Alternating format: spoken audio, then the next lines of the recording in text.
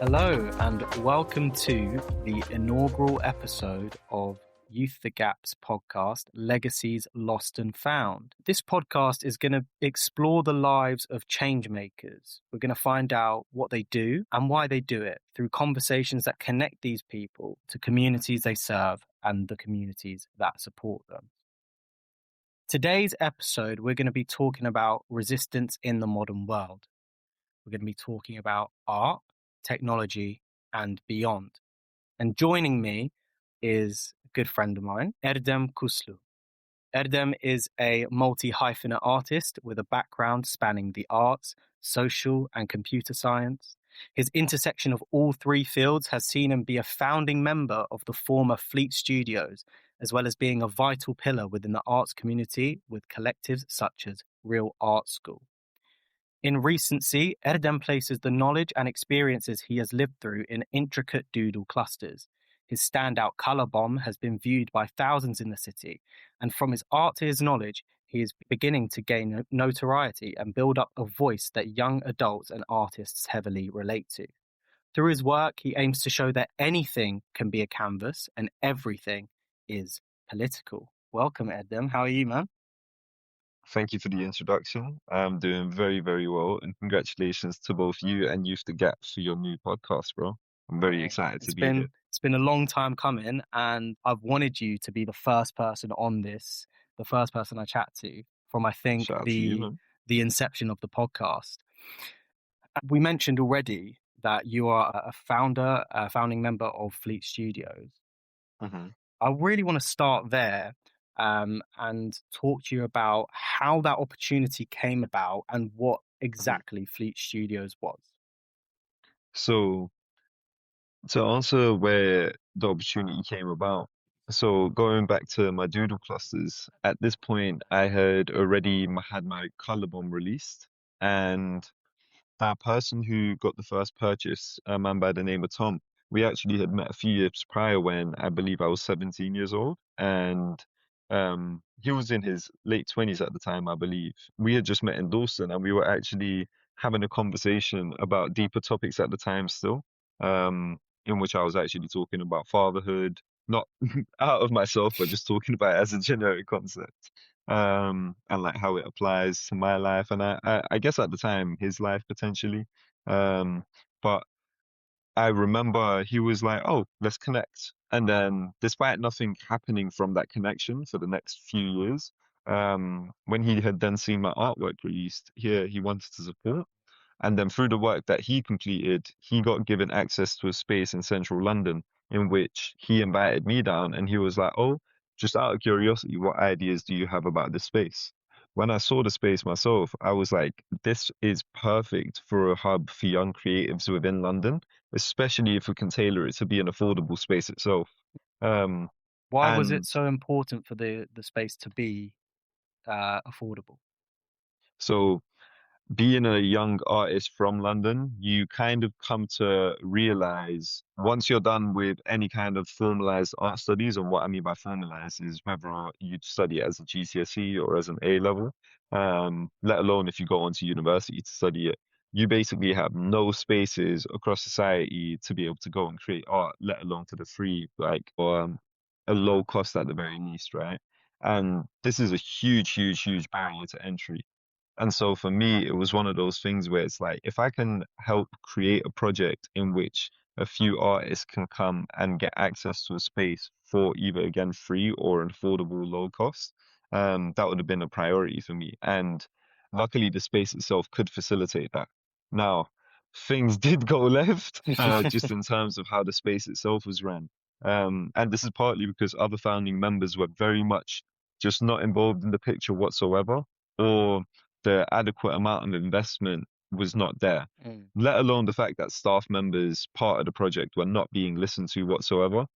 In spite of every single difficulty we had faced, we had managed to do so, so, so much from it. There were three team members that I would say were very core and vital to the development of Fleet and what it ended up doing for artists, namely Shay, Comer, and Nisha. And what they did for the city through proxy, like through the work as well, was honestly so beautiful to see. But yeah, Fleet was a project that was near and dear to my heart, to the point where over a year I was like effectively working there, no Mm. pay. And even though the no pay was really difficult, if you actually look at the statistics of the art world, many artists have taken quote unquote opportunities at no pay because they believe that it will like feed them later down the line, if that makes sense. Yeah, I mean that's quite a common thing that we find amongst not just creatives but people Mhm. seeking social justice, the kind of the work that they'll Yeah, put in, the unpaid work, just out of care. yeah, Um, literally. and it sounds like Fleet suffered from the barriers that they were seeking to alleviate. Yeah, in a lot of ways, because even the ownership structure was very much like non-Londoners, white men, etc., etc. So when you're talking about the communities in London that struggle with access to the arts and like specifically financial barriers and stuff, the kind of groups that are from there are famously not well-off white men, if that makes sense. And so there was that kind of inherent level of disconnect. Mm. Furthermore, even just in terms of like listening to people, I remember my first suggestion when it came to releasing the affordable studios was, hey, guys, once we are ready and set for release, once we had built up the studios and whatnot, um, let's show the prices, and they were refusing to show the prices. And I was just like, how are you expecting people to get into a contractual lease with you to use your space when they can't even see the price that they would need to enter the contract to? It's like you need to come to sign the dotted paper to be able to see it. Mm. Um, and so when even just in a small little instance like that, you can kind of see behind the scenes how the organization at the top level was not at all understanding the kind of project that they were dealing with.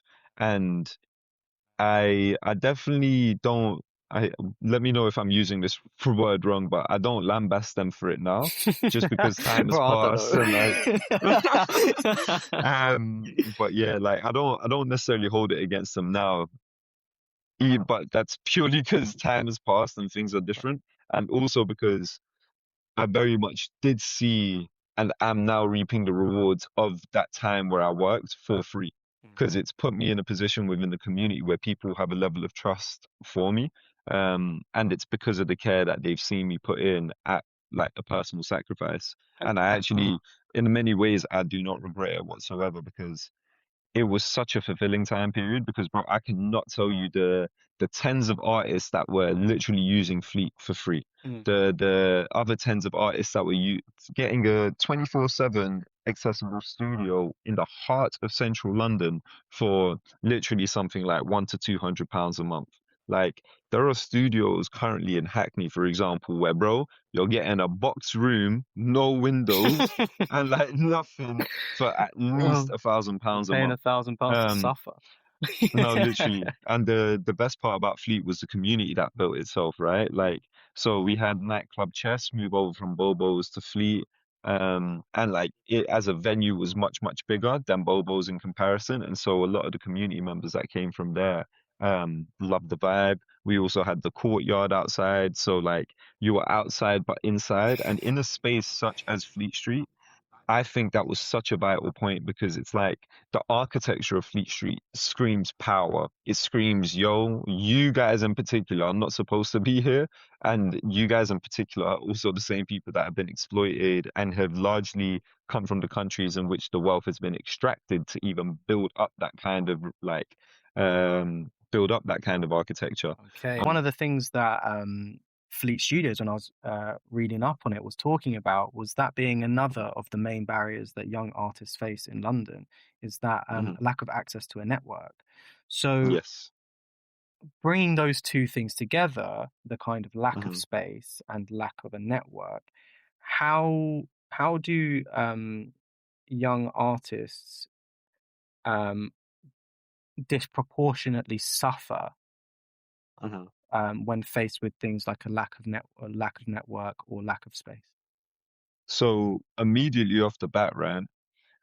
Less than 5% of the current arts world, when we're talking industry, professionals, etc., etc., are working class. Mm. And so immediately we see a massive, massive, massive like barrier to people who come from working class backgrounds to be able to get into these spaces. And this is before we even factor in any intersecting factors such as race, gender, sexual orientation, etc., right? Mm. Um, Spaces like Fleet, the reason they provided such a support to the community and a stronghold is because not only do you again get that kind of safety within a place that kind of again screams at you, you're not supposed to be here.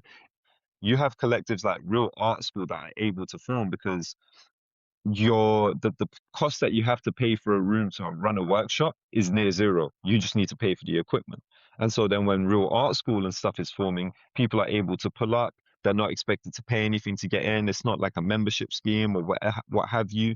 You come, you use the space, and then you leave, or you stay in the space. All of a sudden, there's another event being held. 858 Art Club is also doing their sessions in which they're teaching people Blender for free, right? So you're getting access to real, useful, tangible skill sets that you would not have access to other than maybe YouTube. But you're getting to come in person and basically have a tutorial and learn 3D modeling from scratch, Mm. right? The second season goes into, if I'm not mistaken, drawing classes, and then you're learning how to DJ in other sessions and whatnot. Real Art School now just celebrated its first birthday week in Camden Open Air Gallery, and the amazing, amazing work that Emily has done has been largely a result of, again, that network being able to be built up in the space because you don't have those same barriers for entry, such as you need to be of a certain class background or you need to be of a certain professional background. Mm. This was, bro, literally, this was like, I want to say Project X, where Fleet was literally being run by the community. Yeah, so especially when the staff were being overloaded with the kind of commitments that they had to do because there's not enough resource or manpower to go around, that's when the community really stepped up. Whether that was like having to how will I say, look after like the spaces, and what I mean by that is just like cleaning up after events and whatnot, or letting other people know about the space for the spaces to be able to be hired out easier. It was honestly like so incredible. And for certain collectives, like again for nightclub chess, right? Whilst I wasn't the person that made the agreement for them to be able to use the space, the person that was responsible also gave them an incredible price for them to be able to use the entire venue. And we're Mm. talking courtyard, 2 floors and 2 rooms, right again in the central like heart of London. I believe per session it ended up being less than like 30 to 40 pounds to book the whole venue. And like this is again the whole point. And Fleet itself, right, even if it wasn't going into the arts world, the kind of intention behind Fleet was, how do we take this currently abandoned office space and turn it fit for social use, while like so we're actually also Mm. not contributing further to pollution or like things of that nature, because an abandoned space in the middle of central London, like spaces that are not being used, can also be considered a form of pollution, if that makes sense. Okay. Or at the very least, a form of environmental neglect. Yeah. If we have this building in our environment, why are we not using it? And so, how I eventually came into the fray was due to my artwork. Erdem, what ideas do you have? Bang, we got to turn this into a hub for artists. We don't have these initiatives right now in the city, and like this is what I want to continue to be able to access in my life's work. So if anyone's listening and can do that, shout out me. But yeah, um, my whole thing has really been, how do I put on for the city, man? your art, if anyone listening, please go and have a look, is, as I mentioned in the intro, these clusters of doodles. And whenever I look at your artwork, I always find myself spotting something new. And the fact Yes. that I know you as a person, it just confirms that all of these little details are insight into your personality, your heritage, and also your positionality and the things that you care about. Mhm. How does then your for example, your Kurdish heritage, where you grew up, how does that shape your creativity and your work? So in particular, the way my Kurdish heritage really impacts my artwork is, and you're obviously quite familiar with this being Kurdish yourself, Absolutely. is the intricacies of the patterns that we have, whether that's on our cushions, our rugs, our tapestries, like even the tiling of the buildings that we used to reside in and whatnot, right? These beautiful, beautiful mosaic patterns that are like so informed by geometry and such, and colors as well. The kind of history behind the art across the Middle East is such a huge factor in things. And like growing up when I wasn't as aware of my Kurdish identity, which um I always had those cultural ties. Like Mm, when I'd go to my grandparents, for example, like it was everywhere. In fact, one of the most heartbreaking things for me, looking at how my community has continued to, I guess, develop whilst we've been here, mm, within the context of living in the British state, has been how even our houses have gotten more, quote unquote, modernized and more minimalistic, which to me is very heartbreaking because I imagine if I had grown up in those environments as opposed to the environments I grew up in, you don't get to the doodle pieces because you don't see the same level of just like effectively artwork everywhere. mm, And knowing as well that whether it was these rugs or these textures, the lace, for example, that our people are famous for weaving, it's all intricate handcraft, right? It's things that take years and years and years of mastery.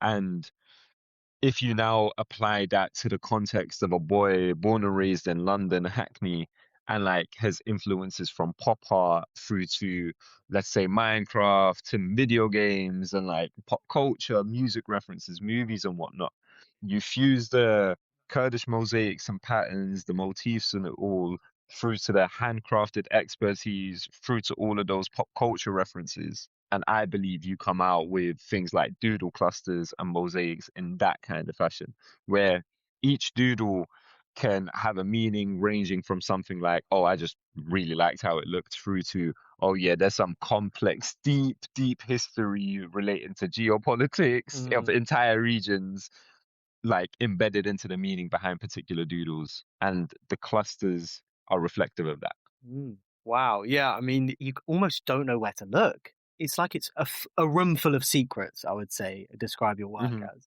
And just Yeah, knowing I you, and the hear it. more I get to know you, it's like, oh, that's what that is. That's what that Hmm. is. Um, and so you've already spoken about what Fleet Studios was aiming to do and the kind of or structural issues that it was targeting and aiming to remedy. Hmm.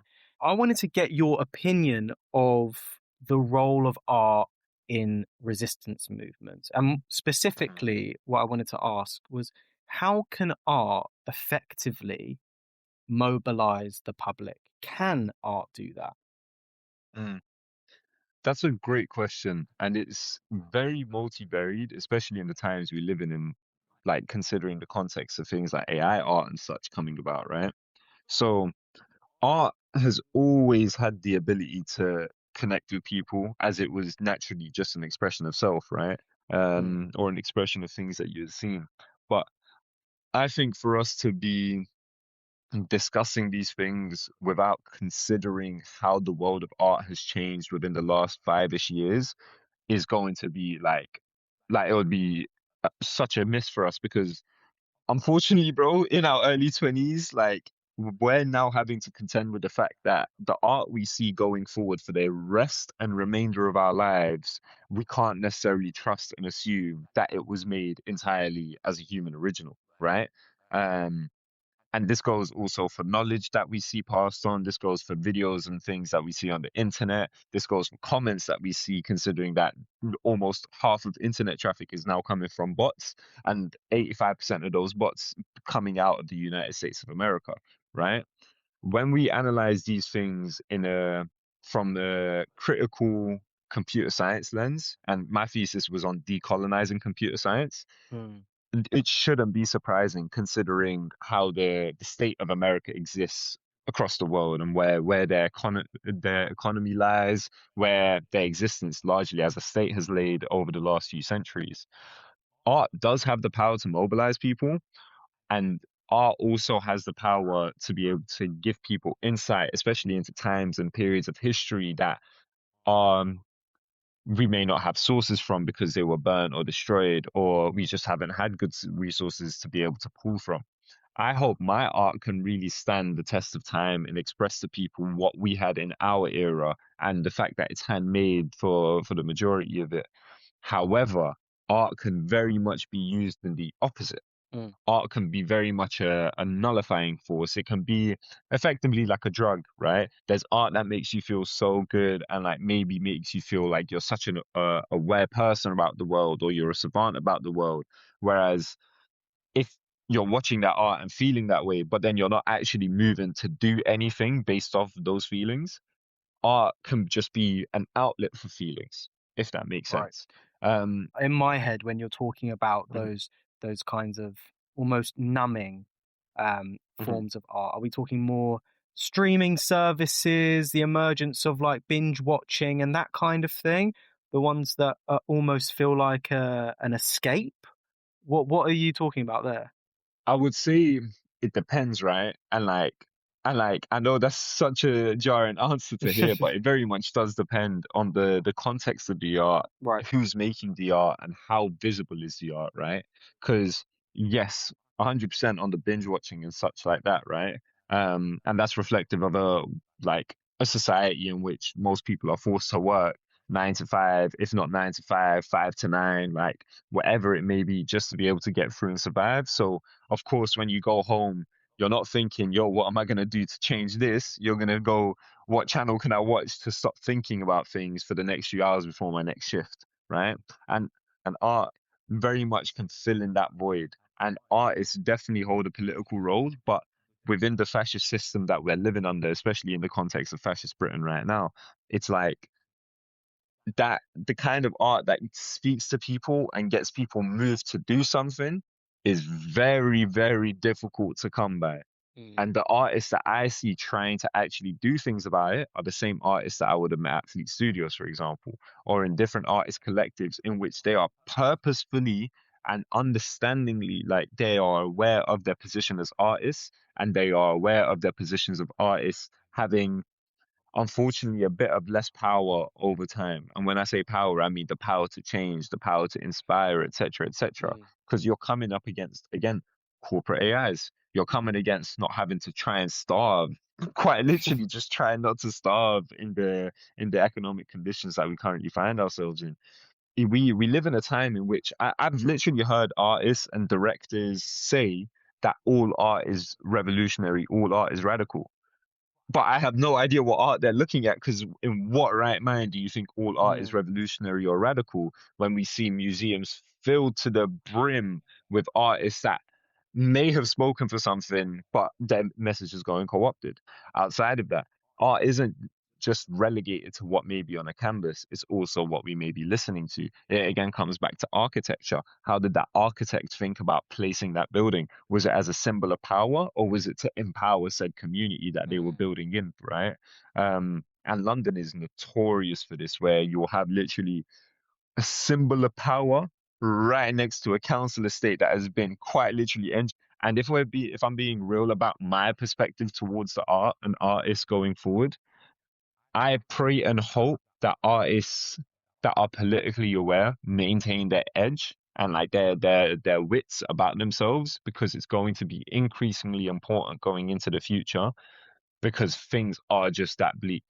I think art is also going to be the thing that teaches humans how to reconnect with themselves once again, because we are currently living in an era in which that is very much incentivized against, Mm. let's just say. And artists that capitulate to what the system wants artists to speak about, or and keep in mind that's not even something that I mean is like a premeditated calculated thing. It's just more so if you live in a capitalist state, the capitalist state and society you live in is going to function in a way in which the art you may create, if you're in that realm and do not question it, is probably going to be in line with capitalist values. So it's not even a conscious thing What in does that that mean? sense. And what that means to me is art that isn't necessarily substantive, art that is not necessarily speaking to a wider point or critique about the society that they live in, art that is not necessarily documenting the times that we are living in, because even if your documentation is neutral, to document something, especially in a system that does not necessarily want the people to have information, but rather the power brokers themselves to have the Mm. information about a society, It's art that's predominantly its main function is, rather than being an expression of creativity, is the pursuit of profit, for example. Yes, Yeah. quite literally. My next point was literally going to be art that is made for sale, Yeah. right? Like whether that's through e-commerce or like whatever. Yeah, and you're And seeing this happen in real time, right? I think yeah, from what NFTs to AI generated collections, and like it's more and more insane. films are being based on in existing intellectual property. So by that I mean Yes. things like the Barbie film, the blow up Yeah. of the Marvel superheroes, and all of this stuff. Yes.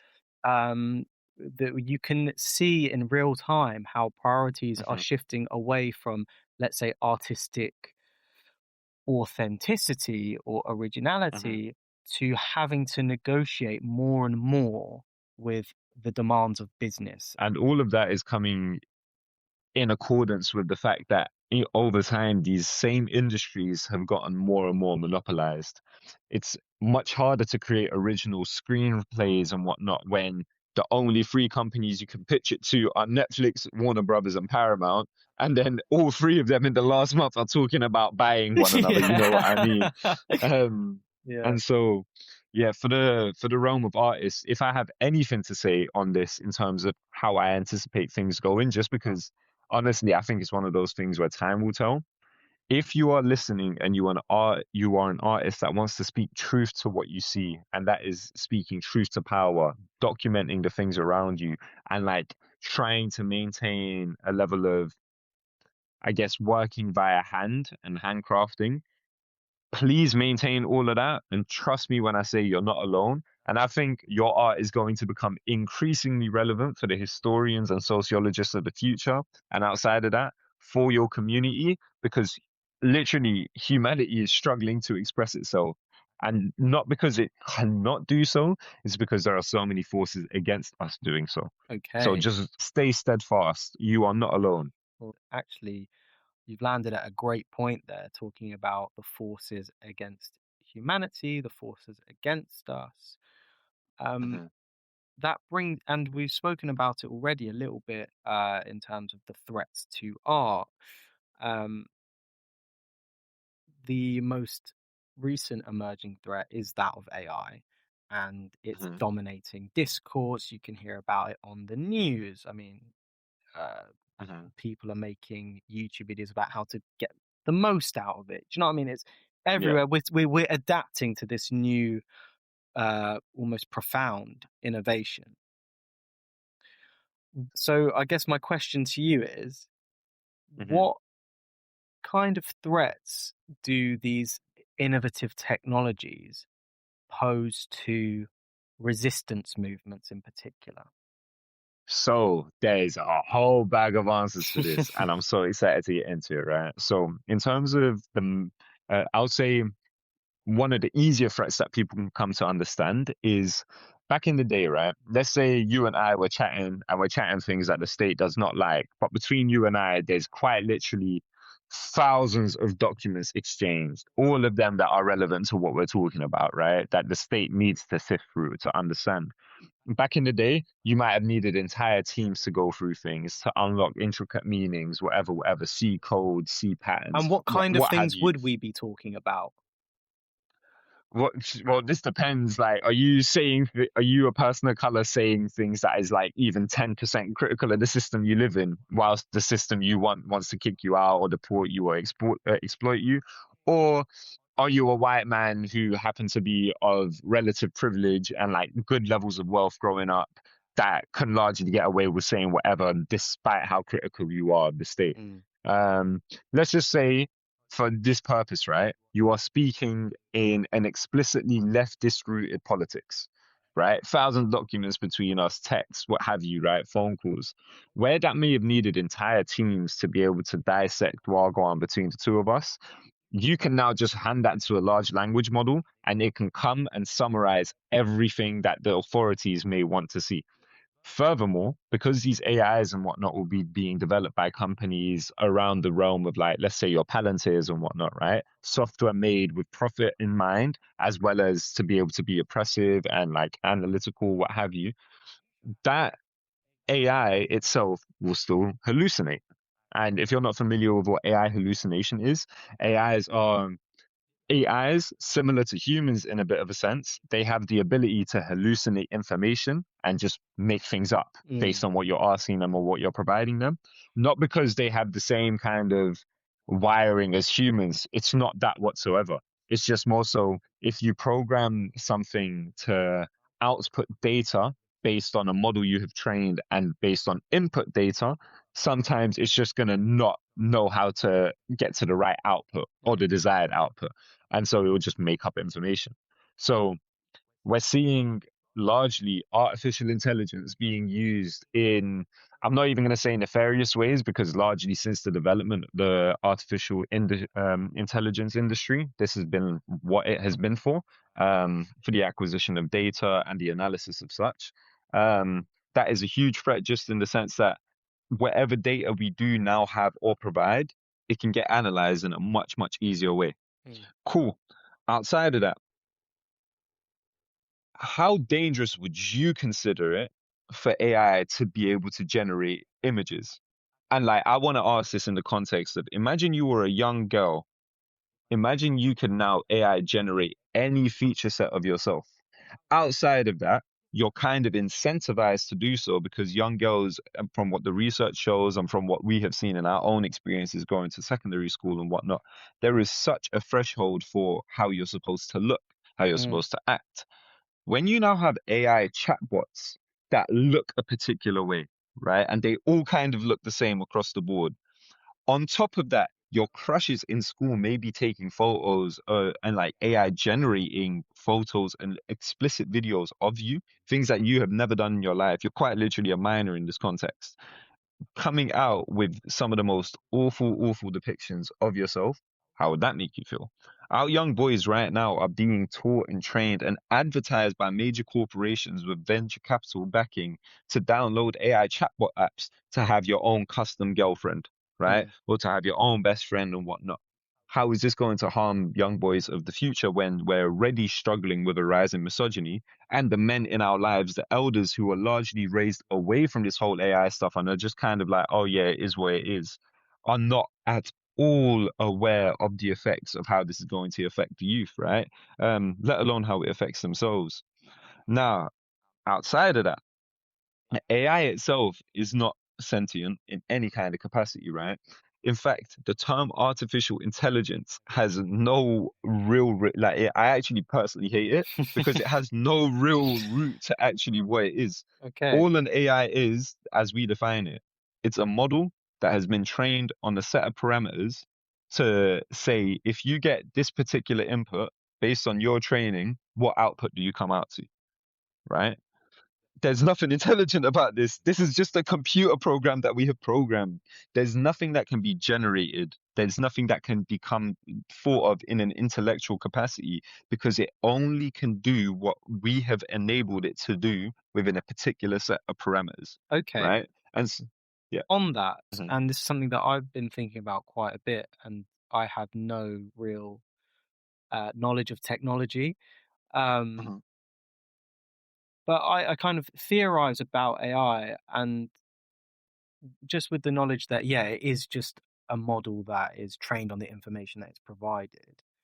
Mhm. So, will AI simply just reflect um, the the existing hierarchies, or even exacerbate them?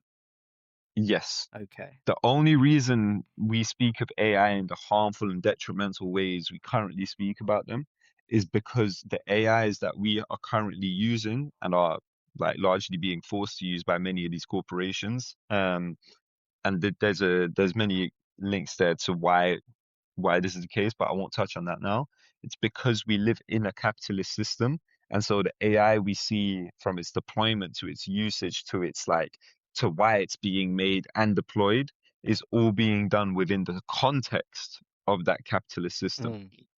If we now lived in a system in which it wasn't power and wealth being concentrated in the hands of a few, the hands of a few that have largely for the last few centuries made their profits and their power by honestly just the destruction of Earth itself, and have now largely secured a mass extinction event on our way within the course of our lifetimes through climate change, is very different to how an AI would run and operate in a socialist or communist system in which a society is built around the needs and the wants of, let's say, the worker class or just the society as a whole, right? We don't have AIs that can just generate whatever artwork. We don't have AIs that are, again, like being tailored as a business venture for young boys to be able to say, hey, have a fake girlfriend for yourself, whatever, whatever.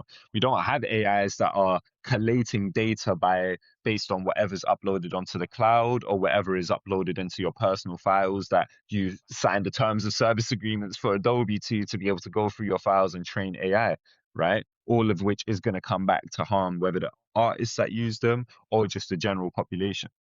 If we now live in a society, like I said, organized around the workers, we could have an artificial intelligence that is looking at the patterns and the data of how people work and say, yo, you know what?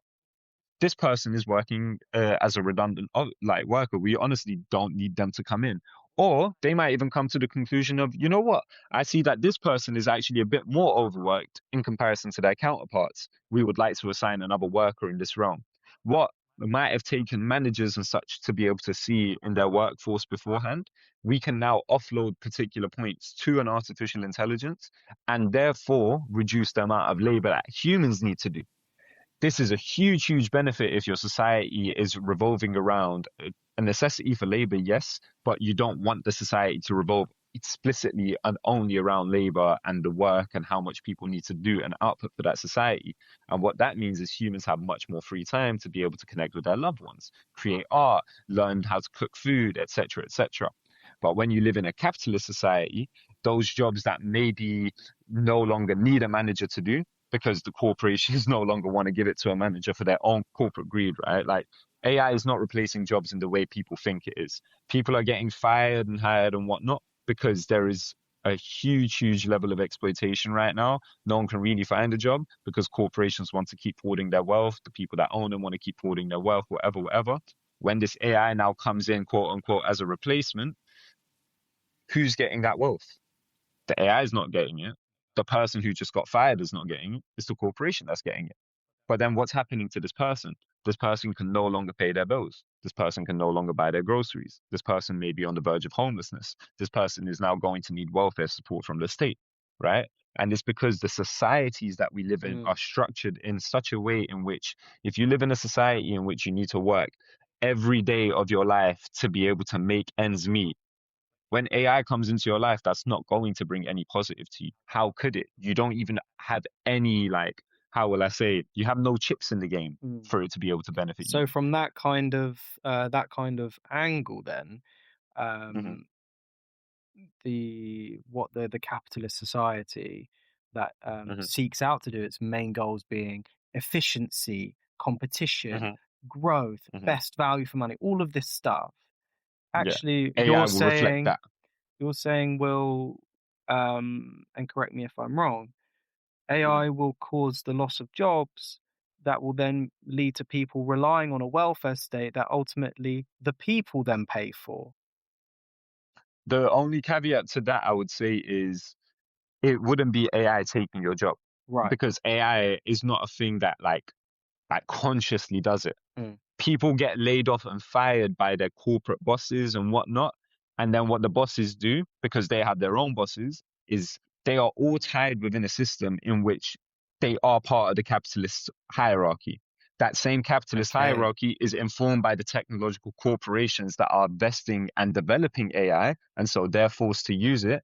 And so, oh, yeah, we've laid you off. We have also forced the usage of AI within our workflows. And so the people that are now here are having to do more work and are also being forced to work alongside AI. And all of this is actually leading to less quality work and struggles for everyone involved. And when I say everyone involved, I mean the workers. Mm. The bosses don't care. The bosses got their job, they're fine. They got their equity, they're fine. They got their stocks and share, they're fine. Who this harms most is the people that make society function. Right. And so, yes, if we live in a society that is focused around greed, power extraction, profit extraction, etc., etc., the AI is going to reflect all three of those. If we live now in a society in which we're focused on the equity of everyone in that society, if we're focused on the fair distribution of resources equitably in that society, and we want it to be effectively the opposite of greed, but more so fairness, we will have AIs that reflect that. Right. Okay. AI is simply an invention that adapts to the context and is built in the context that it has been founded in. Yeah. And in my thesis, the research I had done in decolonizing computer science as a field since its inception is a colonial science. It is used in colonial ways by colonial powers to further colonial interests, right? You don't get the United States of America and the United Kingdom with the histories that they hold both as nations developing these artifacts without them being used in the same way that the United States and the United Kingdom want to use them. And have Do you know what I mean? historically used their Yes. Have technology. historically used technology. Yes, literally. Okay. And so this threat of AI, we've spoken about it in terms of in the workplace and socially, what impact it can have. What about its impact on the environment? So for context, I'm seeing a lot more people talk about the water usage, the kind of is not being very energy efficient. What light can you shed on that kind of fear? So those fears are very much correct and understandable. And the reason for it is actually, again, a bit more upsetting than what you may initially realize, because those people are 100% correct. Any emissions you've seen being said to be decreasing, especially by the G7 and G20 nations, none of their emissions have been decreasing. In fact, we've never even had an adequate measurement of how many emissions are coming out of countries, because we are not legally needed to measure carbon emissions from military. But if we don't need to legally track emissions from military, because if you can track military emissions, you can also track where the military is right now, which is obviously very bad for a military if they're trying to be covert. That's mad when the United States military is the world's largest polluter, right? So this is all before AI even comes into the fray. Now, what AI uses in terms of fresh water resources, that fresh water cannot turn back into regular water again. Like, we use it to cool down the data centers. The data centers is largely where the AIs are. And like where they get modeled, developed, whatever, like that's where their processing power is. We use what is called evaporative cooling, where we basically spray the computers with water and then let it evaporate, and that's how it cools down. This is literally, when I say, bro, this is the most capitalist implementation. The reason it's done like that is because the companies don't give a about the water that they're spending like that, because they don't need to foot the bill. It's us who has to foot the bill, right? They just bought the land. They said whatever. Any problems with water usage, they can probably just lobby their way out of it. It's literally, they did not care to build the infrastructure for these data centers in a way that would have been more efficient. There's something called liquid-based cooling. So you can have I'm not sure if you've heard, but have you ever heard of a liquid-cooled PC? Yes, yeah, I have. So all that is, right, is just literally a normal PC, but instead of using air to flow, for example, how my PC works, it has liquid directly touching the components of the PC parts that get hot, and it is at least 80% more efficient than air-based cooling, right? The specific heat capacity of air is very, very, I believe, very high. So it's very inefficient to transfer heat. But liquid-based, it's so efficient, bro. All the data centers we have now that currently use evaporative-based cooling, there have been reports that show if they just shifted their infrastructure and architecture to be built around liquid-based cooling, so like just let the water touch the components themselves, the AI data centers use 90% less water. So why haven't they done that? Why won't they do that? Because there's no motive for them to do that. Why do that when there's more to think about? You might need to pay engineers more to implement that. It's going to require a bit more complexity. You might need to do more maintenance when you've already just signed a deal saying you have the land and you can do whatever the you want. It's because we can't hold account to power, bro. Like it comes down to how the capitalist infrastructure is. Why would a capitalist care when they don't need to care when it's not hurting their bottom line? Right. It's not hurting their bottom line if we're not going to find them. We can't even like start to find them, considering how they basically got the many politicians, especially in the American context, because that's where a lot of these developments are being made in a private capacity, when most of them are in their pocket. They'll complain about other countries being corrupt, but then when they get bribed, they just legally call it lobbying. Is that not just legalized corruption, you know? And that's again on the data center side. The worst part about this is what research has shown is, and I'm not sure if you know this, but did you know that the size of a data center versus literally a few megabytes or a few gigabytes on someone's like phone or laptop, PC, whatever, they actually have the same effectiveness when it comes to AI? So what that means is if I now ask a prompt to a small little AI that I've downloaded on my phone versus asking the same question to an AI that has a data center the size of London to be able to think and compute about it, they're going to come out to largely the exact same result. And this has been shown from across AIs using, let's say, 30 megabytes of data storage to be able to run, all the way through to, again, AIs operating in entire data centers. And so we're building all of this massive infrastructure without any of those efficient energy saving implementations for no reason other than the fact that this is a market that the tech billionaires are saying, yo, you need to keep investing in.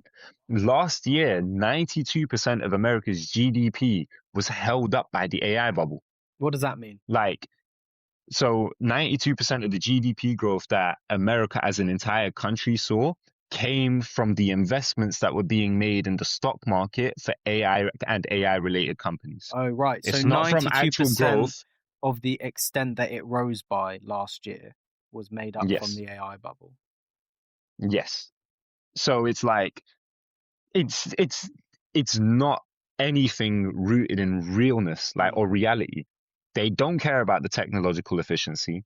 They are not doing this because they think the bigger they go, the better it's going to be, because the technology shows otherwise.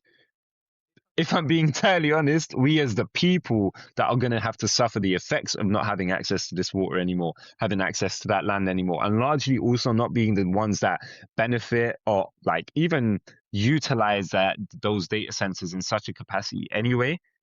This is what we're having to pay for.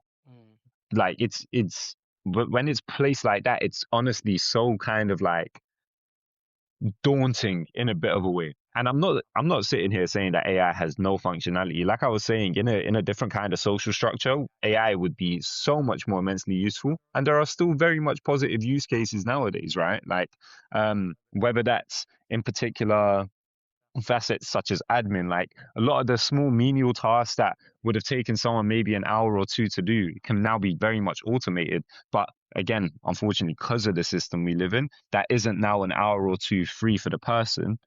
That's just an hour or two free maybe for the company that hired said person. Right. And so we really, if we want to tackle the problems that are coming with AI and the problems that are coming with R and like largely everything else we've spoken about, it has to go back fundamentally into tackling the social and the society that we currently live in and how it's organized and who it's organized for. What precautions should then people like yourself, and other change makers, or even the general public, take into account to protect them from the surveillance that you mentioned, that data collecting, or to protect them from not contributing to the environmental effects of AI? So I'll answer the last bit of that question first, because I'm afraid if I answer the first bit, it's going to be a lot more bleak. In terms of offsetting the environmental impacts of AI when you yourself want to use it or have a legitimate case for using it, because I understand why people would want to adopt such a technology, especially if said person also has anything like a disability, because it genuinely helps so much in terms of that aspect. Everyone has the ability to actually download artificial intelligence to their local devices. Currently, how most people use AI is they'll probably make an account, let's say with ChatGPT or Claude or like DeepSeek, what have you. And then part of the reason why the environmental harms come into it is because you're now having to connect from the internet on your PC, send a request through over to a server, which itself uses energy and whatnot. That server has to store your data and process what you have asked it, send it to, let's say, another server where they actually do the calculation. Calculation gets done, sends back to the server, comes back to you. All of that is a process that utilizes energy. But the AI models have already been created. What you're basically doing is offloading the computation of the AI from, let's say, your PC to the PC of said server. What you can do is, and through like apps like Olama on Mac, that's what I'm familiar with personally. You can actually download the models onto your hardware itself, and so you immediately actually bypass any privacy problems that may arise because all of your questions and stuff are stored locally. So it's not going to a server. You're not sending it to anyone else. It's all being done on your local computer. It also now saves resources because you no longer need to have access to the internet to use it. And so you're not going through all of these servers and whatnot and contributing to what said data center is done. The main carbon like emission to worry about in this aspect is literally the fact that the model itself still had to be trained. And so that itself would have used resources. But once the model is trained and closed, once you download it onto your local hardware, you don't have that issue anymore. Of course, this also begs the question of how did you get your local hardware? Not to rain on anyone's parade, but most technology we get is the result of genocide, in particular within the Congo and Angola. And so that's basically how it goes. If you already have access to technology, if there's any aspect in which you already have the technology on you, the best way I would say to use AI is learn how to self-host it. So what that would mean is downloading an app like Olama, and then through Olama pulling whichever instance of the artificial intelligence you want to use and using it locally on your computer. That way, no sharks are getting your data and information, and you can be relatively assured that no matter what happens, as long as you have access to your PC, you'll be able to use it. Now, in terms of the surveillance side of things, bro, before AI was around, surveillance was already up in the air. I cannot even, there's not enough time for me to actually break down just how deep it is. But like, I walk around every day just kind of under the assumption that everyone kind of know, well, not everyone, but interested parties, let's say, would basically know exactly what I'm thinking or doing at any given time. Right. And I would say that is true for most people in society, that especially if they have maybe more fringe views or is just using a device. The only difference in terms of how this will impact you is more or less how are you operating based on the eyes of the state, effectively. So in that regard, Mm-hmm. there's an element of powerlessness. Yes. So it's kind of like you've just got to hope that whatever you're doing is considered lawful, and although maybe provocative, not too provocative. Mm-hmm. In a lot of ways, yes, I would agree with that sentiment. Yeah. Basically, wherever there is a phone, there is reason to believe, especially, and like this is going for like social justice in particular, wherever there is a phone or an internet connection or a cloud connection or whatever, just assume it's unsafe because it can be. Yeah. And so what about what do people led by social justice or change makers do in that regard then? Should they just not bother because of the risk it poses to them as an individual? Or is there a more informed way or a more strategic way they could go about matters? Definitely a more informed and strategic way to go about it. And also the first one actually, despite the dangers of the fact that, this is happening to everyone, in a funny way, because it's happening to everyone, there isn't that kind of same level of danger, if that makes sense. Especially if you can use the technology as a means to rally people around you and get your name out there.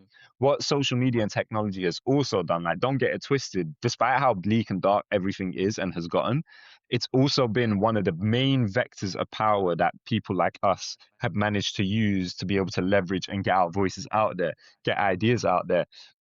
Where we've seen obviously a massive push in right-wing ideology, conservatism and whatnot, and I'm not going to get into the files that have been released in the last few weeks too much, but I think they just kind of confirm many suspicions that people in the world of social justice had, in which there is class warfare being enacted by the richest people on the rest of the world, basically. Um, all of that, we still have a lot of power coming from these devices and from the things that we share in the world. And at the same time, you're not alone in this, bro. Like, really and truly, everyone's in this kind of bag. Funnily enough, this kind of also means that if we all were to unify, they also can't do nothing against us. And like the best way to go about it would be obviously a government and a social structure in which we analyze computer science again from a social lens and then apply, like we would obviously need to fix many other aspects of society before we even go on to fix computer science. But all of that being said, we literally have the solution for everything. So if it's a case of, damn, how could we fix this? We already know how to fix it. In fact, a lot of computer science, and this is the bit that frustrated me in my studies and like talking about in general, people don't understand just how politicized the world of computer science has been from the start. The reason you and I can speak right now on the World Wide Web is because Tim Berners-Lee, the person who is credited with forming the World Wide Web, at the very least creating the protocols for it. I believe he made HTML, and there was another very important protocol that he had made for, and URLs. He made HTML and URLs. Tim Berners-Lee came about and said, hey, let me develop this, developed it, and he told CERN, yo, guys, do not patent this. Do not patent this as an original creation of CERN. Let's make this open source. His decision to make it open source is what has led to the World Wide Web being known as we know it today. Right. Not just that. If we even look at things like Signal, right, the secured messaging app, and how even WhatsApp uses part of Signal's protocol. Signal is considered to be one of the best privacy applications because it itself is also open source. So if you wanted to build an app that communicates like Signal, you can literally go and download it. You have all the code up there online on the internet. That means we can trust it because literally independent programmers can go and see it. But on top of that, we can implement it ourselves. These are two heavily politicized acts, like intentional acts of maintaining people's privacy and access to things like the internet.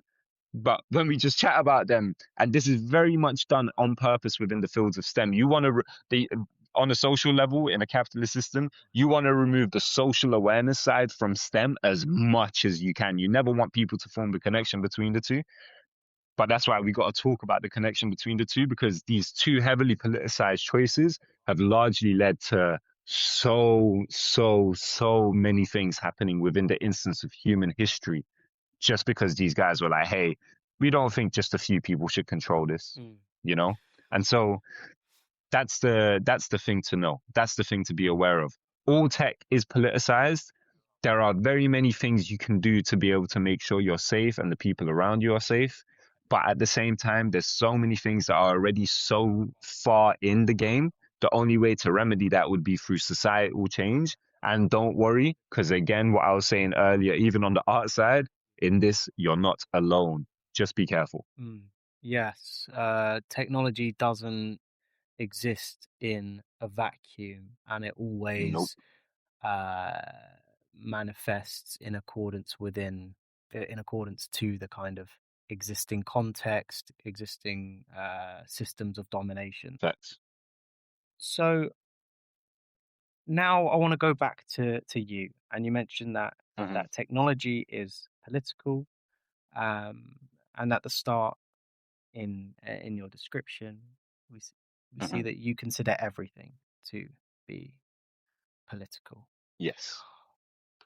How do you then use your practice, whether that be art or otherwise, to kind of channel your solidarity or spearhead resistance movements? So in terms of how I personally do it with the knowledge I have, I do it with great difficulty. I won't lie. There are some times where it's like, And keep in mind, like I'm giving you, like I'm trying to give you my knowledge, but it's also like there's an acquisition behind this knowledge, and there's like rumination on it, whatever, whatever. And it does get very bleak for me. I won't lie. There are days where I feel so entirely debilitated. I don't even want to go outside. Outside of this, bro, I've lost entire friendships over my personal beliefs and stances over it. Bro, I even lost a friend literally less than 12 hours ago because I called them out for making racist jokes and remarks towards me, and they felt the type of way that I called them out on it. Which also makes sense because they're kind of on this timing.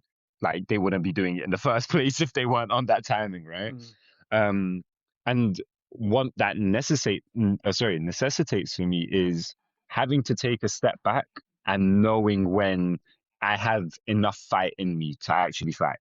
Um, in terms of my art and how I express it within my art, one of the things I've actually been struggling with. So hopefully in the next year or two, when you see me get back into my art properly, like want to host my exhibitions and whatnot, you'll see it in the work. But it's how do I take these serious topics I have in mind and depict them within my clusters in a way in which people actually know what I'm referring to, and in a way that is like it resembles the depth of what I'm actually trying to talk about, if that makes sense. It's also about maintaining pressure on the system and like maintaining that awareness. And I'm saying this in the context that I believe in the next 10 to 20 years, in particular the Western world, but the world at large is going to face a crumble of its social infrastructure in a way in which we might be able to rebuild from the jump, or it's all just going to go left. And I'm basically trying to plan in a way in which, no matter if things are going left or things are going okay, how can I be a voice for the people that know me in said society already, for us to actually be able to do something about it, in which it's not a negative thing, right? Um, this might seem like a completely irrelevant example, but are you familiar with what initiative Zoran Mamdani did in New York the last few days to manage the blizzard that New York faced? Go ahead. No. So what he said was because of the blizzard they were facing, I believe in particular parts of New York, it was going to be between 18 to 28 inches of snow.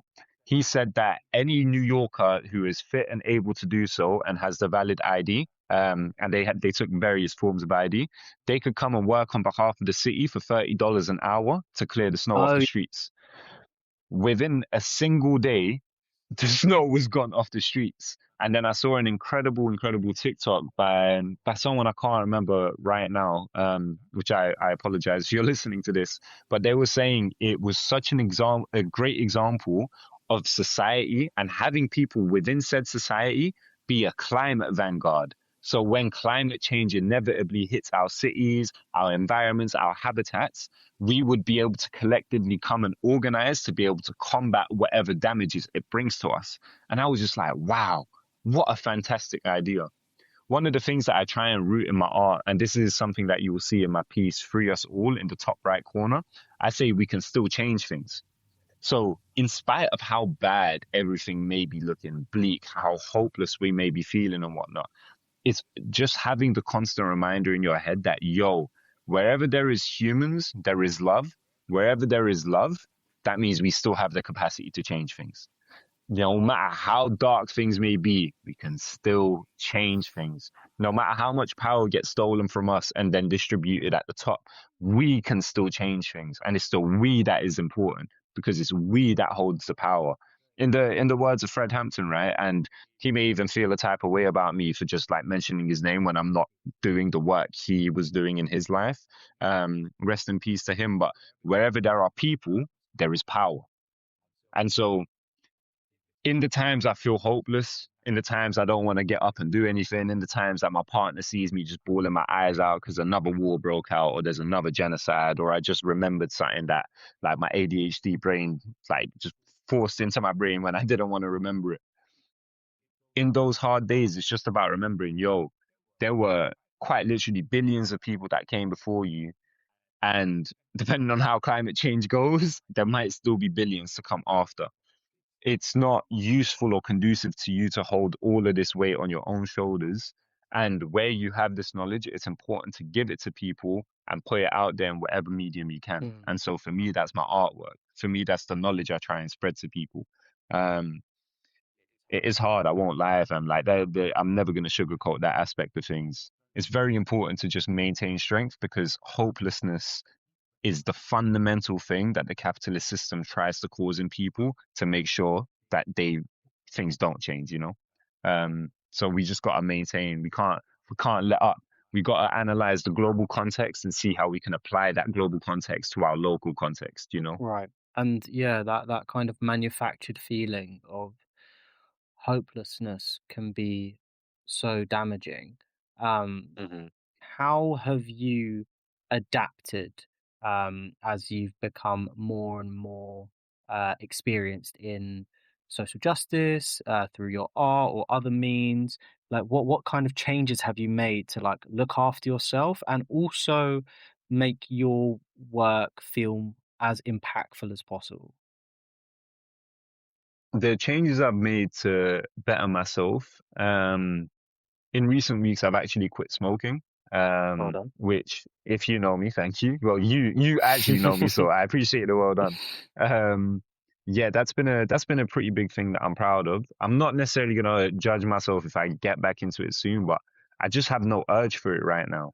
And part of that has actually been a bit of a commitment to myself to maintain long-term health, Mm, because if things are as bad as that, I think they're going to be, but I have a kind of privilege in being able to anticipate and foresee that, then I want to be able to maintain my health now so as to not have to do it as much later down the line, if that makes sense. Outside of that, it also just brings me happiness to be healthier. mm, And so, in a time where hopelessness and things of that nature are manufactured, being able to just kind of have my own happiness internally is a huge bonus in that sense, right? It's kind of like a built-in resistance. Um, I've also tried to connect with my people more. I've tried to learn more about my emotional balance and emotional state, which I think I've been doing so much better. Even going back to the example of the friend, there were times where losing friends for me would feel so debilitating, because it's like I would kind of base my entire self-value based on the people I had around me, only to realize, especially as an adult man, I think entering my adulthood and getting affirmed for the things I've done and the positions I hold has been a huge factor in getting that kind of self-confidence. It's just been realizing, yo, I am who I am regardless of who I do have around me. And why should I spend my time being around people that aren't necessarily for me in a particular aspect, right? Um, that's been very nice for me. And yeah, the emotional regulation has been important, not just outside of like a case of like being good or whatever, but especially in maintaining relationships, especially in maintaining a good relationship with myself. Things do get hard, as I have been saying, but it's about recognizing the difficulty first and foremost, and then seeing what can be done about it. Learning more about my neurodivergence has been a huge help, because even though I'm currently still undiagnosed, before I knew I was neurodivergent at all, bro, things were so confusing. Things didn't make sense to me. Like, I'm trying to communicate with someone in this way, I feel like I'm being treated like an alien and whatnot, only to realize, bro, you just communicate differently. And it's like, even being able to say it like that is so, it feels like giving yourself a bit of an embrace, because it's gone from years of self-loathing and judgment for an aspect about myself I didn't understand, through to understanding it and realizing it's so small in the grand scheme of things. It just is where it is.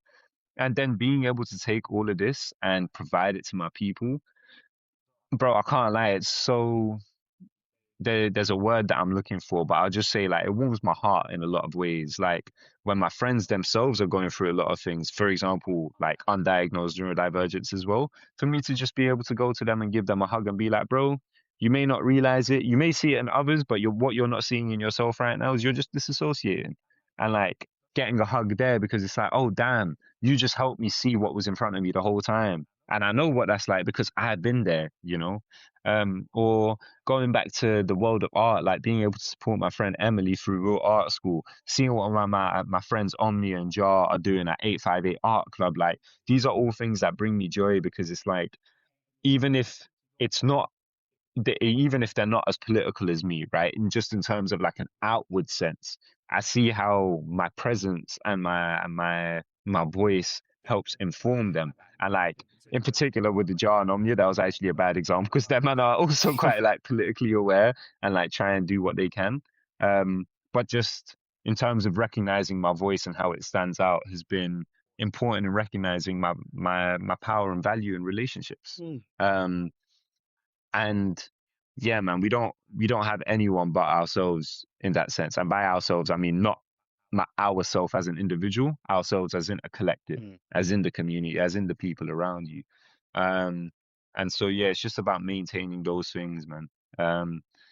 Like I say, I'll never I'll never say it doesn't get hard. It does, but there's so many beautiful things, and I think beautiful things worth fighting for that really drive me.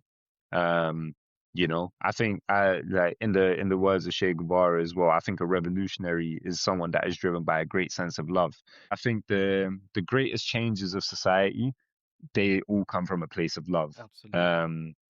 And I think that's like just beautiful because no matter how much the state gets to people, bro, love exists where humans are, bro. Whether that's in the depth of a prison dungeon or whether that's in the poorest household in the country, bro. Like it's where there's people, there will be an aspect of love, and that warmth will radiate.